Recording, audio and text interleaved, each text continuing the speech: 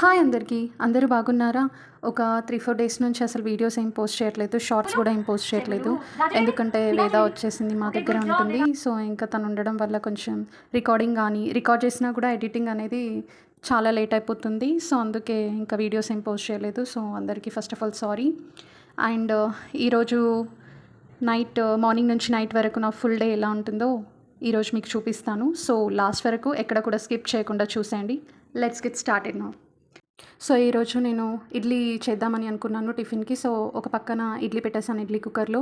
And milk వచ్చింది. మేము packet milk ఏం వాడట్లేదు. ఒక మిల్క్ వెండర్ దగ్గరనే మిల్క్ తీసుకుంటాము. మిల్క్ కూడా వచ్చింది. సో, ఇంకా మిల్క్ కూడా ఒక పక్కకి బాయిలింగ్‌కి పెట్టేసాను. ఇంతలోనే ఇడ్లీ రెడీ అయింది. సో, ఇంకా ఇడ్లీ పక్కన పెట్టేస్తున్నాను. సో, ఇంకా కొంచెం కూల్ అయ్యాక అవి ఇడ్లీ తీయాలి. ఇక్కడ ఇంకో పక్క మిల్క్ అనేది బాయిల్ అవుతుంది. సో, ఇంకా ఈలోపు మా వేద పాప కూడా లేచేసింది. ఇంకా తనకు బ్రష్ చేయించి ఇంకా పాలు తాపించాలి. మేము తనకి వాటర్ గ్లాస్ తోటే నార్మల్ టీ గ్లాస్ తోటే వాటర్ తాగిస్తాము. అయితే ఫస్ట్ క్రైకి వెళ్ళినప్పుడు ఇక్కడ ఆర్మూర్లో ఫస్ట్ క్రై ఉంది. సో, ఫస్ట్ క్రైకి వెళ్ళినప్పుడు మేము స్ట్రా బాటిల్ తీసుకున్నాం తనకి. అంటే స్ట్రా కూడా అలవాటు అవ్వాలి కదా అని చెప్పేసి. అంటే బయటకు వెళ్ళినప్పుడు కొబ్బరి బొండలు స్ట్రా ఇస్తారు కదా, అక్కడ తాగాలి అంటే కొంచెం కష్టమవుతుంది కదా. అందుకోసమని స్ట్రా అలవాటు చేస్తే ఇంట్లో బయటకు వెళ్ళినప్పుడు ఎప్పుడైనా తాగడానికి జ్యూసెస్ కానీ ఏదైనా కొంచెం అలవాటైతే బెటర్ అని స్ట్రా బాటిల్ తీసుకున్నాము. అది అరౌండ్ 350 రూపీస్ ఏమో పడింది. ఫస్ట్ క్రైలో తీసుకున్నాము ఆఫ్లైన్ స్టోర్లోనే. ఇంకా అది అలవాటు చేస్తున్నాము. స్ట్రా తను అలవాటు చేసుకుంది. స్ట్రా ద్వారా వాటర్ తాగుతుంది. ఇక నేను ఇక్కడ రాగి జావా చేస్తున్నాను తన కోసం.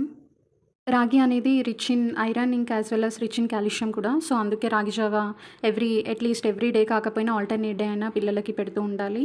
ఇంకా మనం కూడా రాగి జావా కనుక తీసుకుంటే ఇంకా చాలా బెటర్. బోన్స్కి కూడా చాలా మంచిది.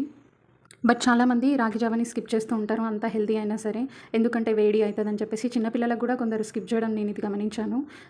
అలా అనుకున్న వాళ్ళు ఖచ్చితంగా ఏం చేయాలంటే రాగి జావా అయిన తర్వాత అది కూల్ అయిన తర్వాత అందులో కనుక మీరు పెరుగు యాడ్ చేసి పెడితే టేస్ట్ బాగుంటుంది. అలాగే ఎటువంటి వేడి కూడా అవ్వదు వాళ్ళకు.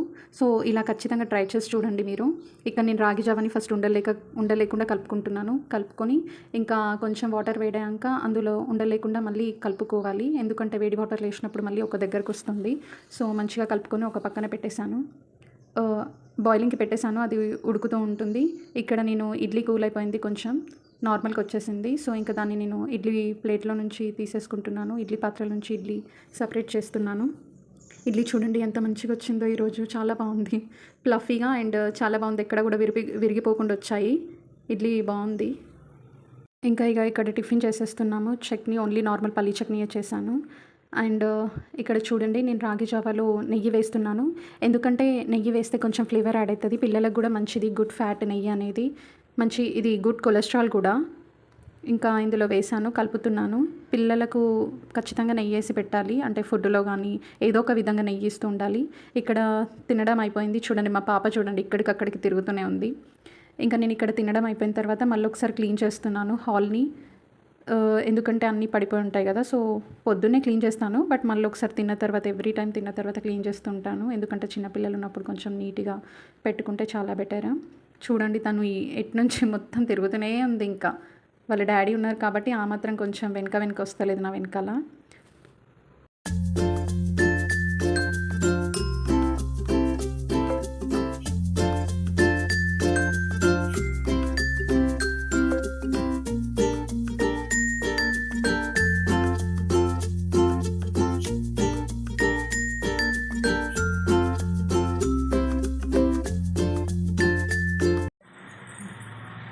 నీ ముక్కు చూపెట్టు. ముక్కు ఏది?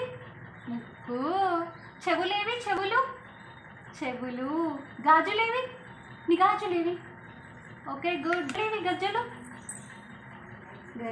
డ్రెస్ ఏది? డ్రెస్. శ్వేదా. నీ కళ్ళేవి? కళ్ళు.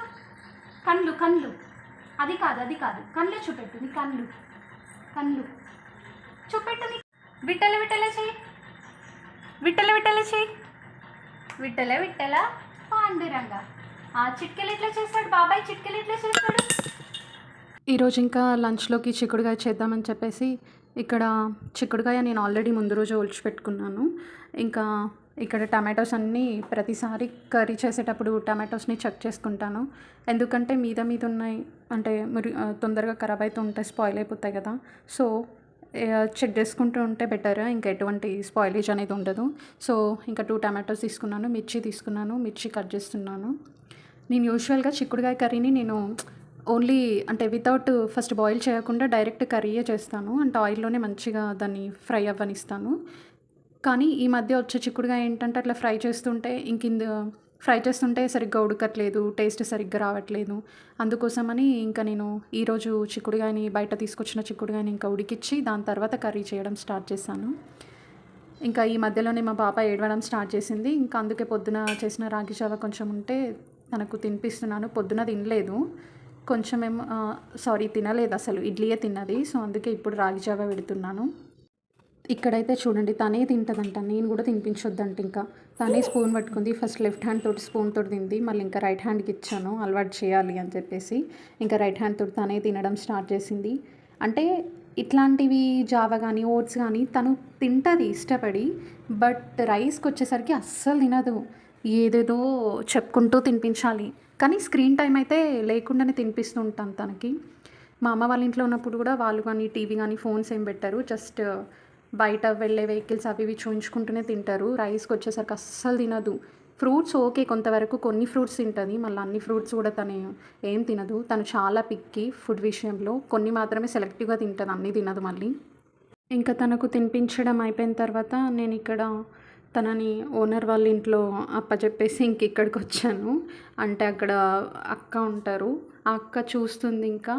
ఇంకా తను అప్పట్లోపు కర్రీ చేద్దామని వచ్చాను. అంటే తను ఆడుకుంటుంది యాక్చువల్గా, అందుకోసమని అక్కడ వదిలిపెట్టి ఇక్కడికి వచ్చాను. కర్రీ చేస్తున్నాను.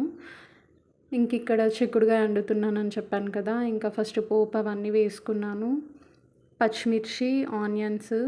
అయితే ఒకటి చెప్పాలనుకుంటున్నది ఏంటంటే, ఈ బీన్స్ కర్రీస్ వచ్చేసరికి మెయిన్గా చిక్కుడుకాయ, గోరు చిక్కుడుకాయ, ఈ అలిసందలు అంటారు కదా, అంటే బొబ్బర్లు అంటారు ఇక్కడ కూడా. అయితే ఈ కర్రీస్కి ఆనియన్స్ ఎక్కువ ఉంటే చాలా బాగుంటుంది టేస్ట్. ఆనియన్స్ ఫ్రై అయినప్పుడు మంచి టేస్ట్ వస్తుంది ఆ కర్రీకి. చిక్కుడుకాయ, గోరు చిక్కుడుకాయ ఇట్లాంటి కర్రీస్కి ఆనియన్స్ ఎంత ఎక్కువ ఉంటే అంత మంచి టేస్ట్ వస్తుంది. అండ్ ఇంకా తను మధ్యలో ఏడుస్తుందని వెళ్ళి వచ్చేసరికి ఫ్లేమ్ హైలో పెట్టాను. ఇంకేముంది, ఈ టమాటోస్, ఆనియన్స్ వేసాను కదా, కొంచెం బ్రౌనిష్ అయినాయి వచ్చేసరికి. ఇంకా కొంచెం కలర్ చేంజ్ అయింది, కర్రీ కలర్.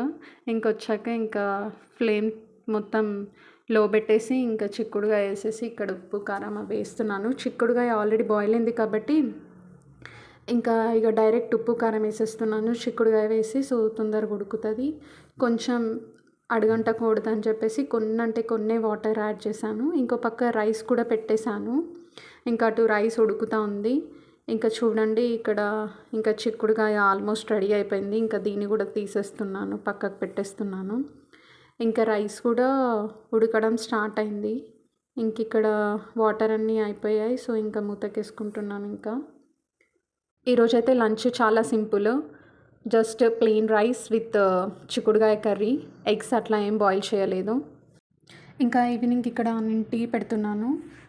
ఇంకొక పక్కన మిల్క్ కూడా బాయిలింగ్కి పెట్టేశాను. ఎందుకంటే మిల్క్ ఇప్పుడు తను ఈవినింగ్కి మార్నింగ్ ఇంకా అలాగే ఈవినింగ్ మిల్క్ తాగిస్తాను, జస్ట్ ఒక టీ గ్లాస్ అలాగా. నైట్ ఒకవేళ ఫుడ్ తినకపోతే మిల్క్ తాగిస్తాను, లేదు అంటే ఫుడ్డే తినబెడతాను. నైట్ ఫుడ్ తింటేనే ఇంకా తను హ్యాపీగా డీప్ నిద్రలో ఉంటుంది నైట్ అంతా. లేదు అంటే మధ్య మధ్యలో లేస్తూ ఉంటుంది.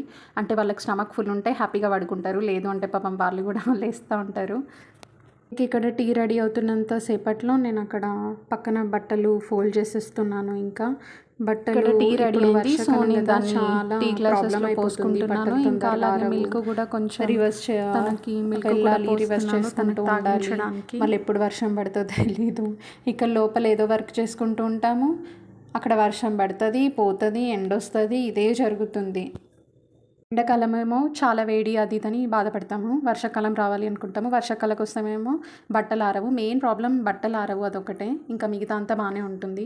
అండ్ ఇప్పుడు వర్షాలు కూడా చాలా ఇంపార్టెంట్, ఎందుకంటే పంటలు వేస్తున్నారు.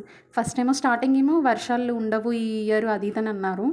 ఇప్పుడు మొన్న రీసెంట్గా న్యూస్లో అది బోనం పడిపోయింది కదా. ఇంకా అమ్మవారు చెప్పింది ఏంటంటే వర్షాలు కుండపోతగా వర్షాలు కురుస్తాయి, అంతే అన్ని వర్షాలతో పాటు అంతే ప్రమాదం కూడా ఉంది అని అమ్మవారు హెచ్చరించారు.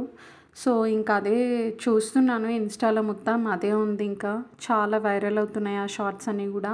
నిజంగా అంత హ్యాపీనెస్ తోటి బోనాలు చేయడము, కాకపోతే అందులో సడెన్‌గా అట్లా బోనం పడిపోవడము, అమ్మవారు ఆగ్రహంతోటి కుండపోతల వర్షాలుంటది, అంతే ప్రమాదం వస్తది, మీరు గూడా జాగ్రత్త పడాలి, నేనొక్కదాన్ని ఎలా టేక్ కేర్ చేస్తాను అని చెప్పడం నిజంగా చాలా బాధ అనిపిస్తుంది అవన్నీ వింటుంటే. సో, గవర్నమెంట్ గూడా కొంచెం చూడాలి. ఎందుకంటే వాళ్ళకి గూడా చాలా రూల్స్ అండ్ రెగ్యులేషన్స్ ఉంటాయి.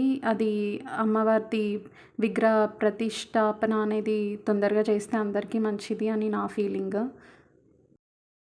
ఇది నా పర్సనల్ ఒపీనియన్. అంతేగాని నేను ఎవరిని ఏమి అంటే లైక్ ఎవరి గురించి కూడా నెగెటివ్‌గా మాట్లాడట్లేదు. అందరి మంచి కోసం ప్రతిష్టాపన జరిగితే బావుంటుంది అని నా ఒపీనియన్ అంతే. నైట్ పాప కోసం నేను ఇక్కడ కిచిడి ప్రిపేర్ చేస్తున్నాను. పెసరపప్పు కిచిడి. ఇంకా ఫస్ట్ ఓన్లీ మిర్చి ఏమి వేయట్లేదు నేను. ఆయిల్ వేసాను. ఆవాలు, జీలకర్ర కొంచెం కొంచెం వేసి అందులోనే ఆనియన్స్ వేసి ఫ్రై అయ్యాక పెసరపప్పు ఇంకా బియ్యం అంతే. 5 స్పూన్స్ అలా బియ్యము, ఇంకా అలాగే ఒక 2 స్పూన్స్ పెసరపప్పు వేసాను. వేసి ఇంకా ఫ్రై చేస్తున్నాను ఇందులోనే. పసుపు, ఉప్పు, కారం ఇవన్నీ వేసుకోవాలి. కొంచెం కొంచెం వేసుకోవాలి. ఉప్పు కొంచెం తక్కువనే వాడుకుంటే చాలా మంచిది. ఇప్పుడు వేద పాపకి 1 ఇయర్ అయిపోయింది. బట్ స్టిల్ ఉప్పు కొంచెం కొంచెమే వేస్తున్నాము. ఇంకా ఇక దానికి సరిపడ్డ కొన్ని వాటర్ పోసుకొని మనం కుక్కర్ పెట్టేస్తున్నాను ఇక్కడ విజిల్‌కి. అండ్ ఇక్కడ మా కోసం చపాతీ పిండి తడుపుతున్నాను. చపాతీలు చేద్దామని చెప్పేసి. చపాతీలు విత్ మార్నింగ్ ఆఫ్టర్‌నూన్‌ది చిక్కుడుగాయ కర్రీ ఉంది కదా! చిక్కుడుగాయ కర్రీకి చపాతీ బాగా వస్తదని ఇప్పుడు చపాతీ చేస్తున్నాను. యాక్చువల్లీ మధ్యాహ్నం చేద్దాం అనుకున్నాను. బట్ మా హస్బెండ్ వర్క్ బయటకెళ్ళిపోయారు. సో, ఇంక తను వచ్చేసరికి చపాతీ చేద్దామని ఇక్కడ చపాతీ స్టార్ట్ చేశాను. ఇంక తను వచ్చేసాడు. ఫ్రెష్ అప్ అయిపోయారు. ఇంకా ఒక్కదాన్ని చేయడం, కాల్చడం అంటే టైం అయిపోతుందని చెప్పేసి తనను హెల్ప్ చేయమని అడిగాను కాల్చడానికి. సో, ఇంక తను ఫ్రెష్ అప్ అయిపోయి వస్తా అని చెప్పిండు. ఇంకా ఇక్కడ నేను అయితే మా అత్తమ్మ వాళ్ళ సైడ్ ఎలా చేస్తారంటే చపాతీ ఇట్లా డివైడ్ చేసేసుకొని ఒక్కొక్క బౌల్ లెక్క దాన్ని కొంచెం చిన్నగా అట్లా చేసుకొని అందులో ఫస్ట్ ఆయిల్ అప్లై చేసేసి దాని మీద పిండి చల్లుకోవాలి. పిండి చల్లుకొని చిన్న చిన్న ముద్దలు ఏవైతే నేను సపరేట్ తీసి పెట్టాను కదా, అవి అందులో పెట్టేసుకొని మనం ఇక పూర్ణం చుట్టినట్టు చుట్టేసుకోవాలి దాన్ని. ఇంకా పూర్ణం బూరెలు చేస్తారు కదా, ఆ పూర్ణం లోపల స్టఫింగ్ పెట్టి దాన్ని మనం ఇట్లా బూరెల్లాగా చేసుకుంటాం కదా. పూర్ణం అంటే డిఫరెంట్, బూరెలు అంటే పూర్ణం అంటే ఓన్లీ ఇట్లా మైదా పిండిలో స్టఫింగ్ని పెట్టేసి అట్లా ఫ్రై చేస్తారు కదా. బూరెలు అంటే మనం లోపల స్టఫింగ్ పెట్టి గోధుమ పిండి చపాతీలాగా చేసుకొని స్టఫింగ్ పెట్టి దాన్ని మనం ఒక బూరెలాగా చేసుకొని దాన్ని కాలుస్తాం కదా. ఇక్కడ అంతే, మనము బూరెలకి పూర్ణం పెట్టినట్టు ఇక్కడ చపాతీ పిండిలోకి జస్ట్ అదే పిండి పెట్టుకుంటూ ఫస్ట్ ఆయిల్ అప్లై చేయాలి, పిండి చల్లాలి, దాని తర్వాత చిన్న ముద్దది పెట్టేసుకొని దాన్ని పూర్ణం చుట్టినట్టు చుట్టేసి దాన్ని మనం చపాతీలాగా చేసుకుంటే కనుక చాలా అంటే మంచిగా పొంగుతూ వస్తాయి చపాతీలు, బాగుంటాయి సాఫ్ట్గా. ఇక్కడ మా హస్బెండ్ వచ్చేసారు హెల్ప్ చేయడానికి. నేను ఇక్కడ చేస్తూ ఉన్నాను. ఇంకా తను ఒక పక్కన కాలుస్తున్నారు. ఇంక ఈరోజు డిన్నర్లోకి చపాతీ అండ్ చిక్కుడుగాయ కర్రీ. ఇక్కడితో వీడియో ఎండ్ అవబోతుంది. నా ఛానల్ని కనుక సబ్స్క్రైబ్ చేసుకోకపోతే వెంటనే సబ్స్క్రైబ్ చేసుకోండి.